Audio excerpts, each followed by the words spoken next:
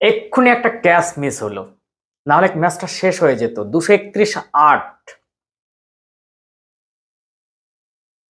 ইস, Jemimah.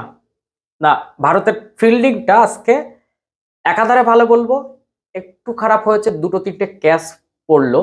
38 বলে 68, হাতে দক্ষিণ আফ্রিকার 2 উইকেট। ফলে ভারতের জেতার জন্য আর মাত্র দুটো উইকেট। 37 বলে ওদের 68 করতে হবে। কি মনা, এখন আর তো বেশি কিছু পোস্ট দেখতে পাচ্ছি না মনা। ভারত জিতে যাবে তাই তো, ওই জন্য পোস্ট আর হচ্ছে না। কি মনা, মনা কোথায়? মনাকে আর খুঁজে পাওয়া যাচ্ছে না। আজকে একদম অন্য ভারতকে দেখছি, টকবকে ভারত। প্রথমবারের জন্য মহিলারা ওয়ার্ল্ড কাপ পাচ্ছে ওয়ানডে ভারতের মাটিতে। প্রথম দিন থেকে বলেছিলাম ভারত এই ওয়ার্ল্ড কাপটা পাবে এবং ভারতের মাটিতে এই ওয়ার্ল্ড কাপ জয়লাভ করে ভারত ইতিহাস তৈরি করবে। আজকে কিন্তু সেই ইতিহাসের আর আর বেশি দূর নেই। এখান থেকে দক্ষিণ আফ্রিকা আর জেতার জায়গাতে অন্তত নেই। কি মনা, তাই তো? একটা পোস্ট হোক যে দক্ষিণ আফ্রিকার ক্যাপ্টেন সেঞ্চুরি করলেন, দক্ষিণ আফ্রিকার জেতার জন্য আর এত রান মাত্র বাকি। কই মনা? মনাকে আর খুঁজে পাওয়া যাচ্ছে না।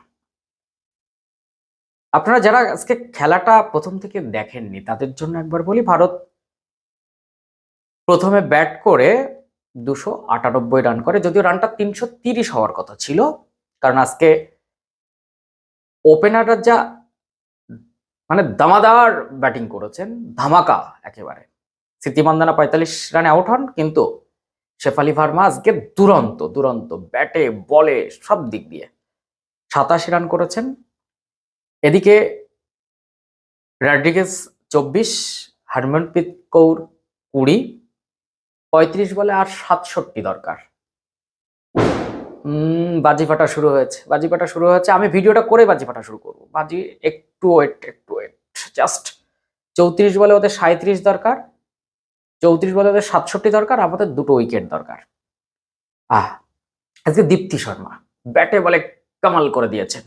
58 রান করেছেন ব্যাটে, এবং বেশ মানে স্ট্রাইক রেটটাও দারুণ, 100।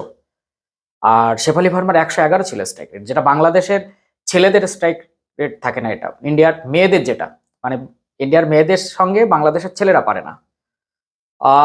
রিচা ঘোষ, তার প্রত্যেকটা ইনিংস সত্যি খুব গর্বিত, বাংলার মেয়ে তো। তো রিচা ঘোষ আজকে 34 রান করেছেন।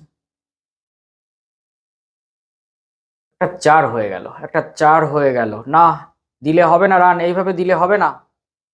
সাউথ আফ্রিকার ক্যাপ্টেন একদম ব্যাক টু ব্যাক সেঞ্চুরি, সেমিফাইনালেও সেঞ্চুরি করেছেন, ইংল্যান্ডের বিরুদ্ধে, ভারতের বিরুদ্ধে সেঞ্চুরি করলেন, 101 রানে আউট হয়েছেন।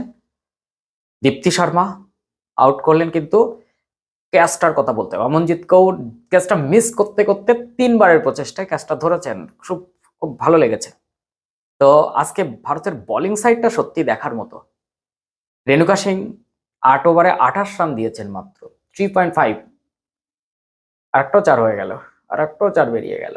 না, বেরোবে না মনে হচ্ছে, না বেরিয়ে গেছে। ভারতের ফিল্ডিংটা খুব দুর্বল, ভারতের ফিল্ডিংটা খুব দুর্বল। গৌর আজকে কিন্তু 3 ওভার মাত্র বল করতে পেরেছেন। আমনজিৎ 4 ওভার, দীপ্তি শর্মা 9 ওভারে 39 রান দিয়ে 4 উইকেট। আজকে কিন্তু হিরো, তবে হিরো বললে মানবো না, হিরো তো তাকেই বলবো, সেখানে শেফালি ভার্মা। সে 6 রানেই 2 উইকেট নিয়ে নিয়েছিল, এখন 7 ওভারে 36 রান দিয়ে 2 উইকেট।